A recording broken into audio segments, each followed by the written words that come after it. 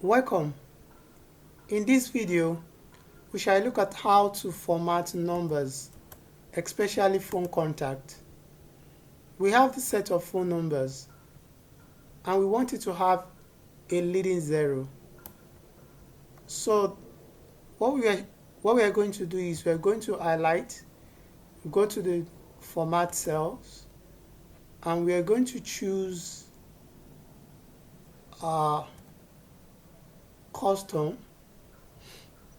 We're going to delete this general and we're going to give it, since we're having 10 digits there and we want it to have a leading zero, so we're going to have 11 zeros, just because Nigerian numbers is 11 digits in most cases.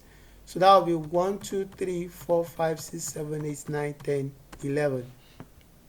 With that, now when you press OK, it's going to have a leading zero.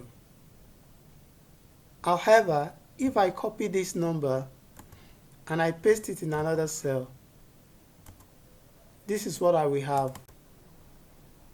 The leading zero will not exist anymore.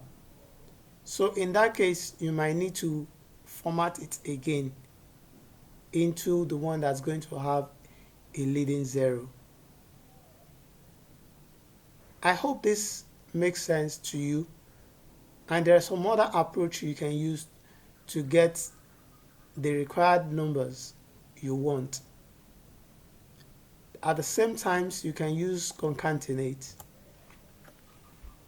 whereby you have equals 0 using an and you click on the figure. If I drag this down, I will have the number.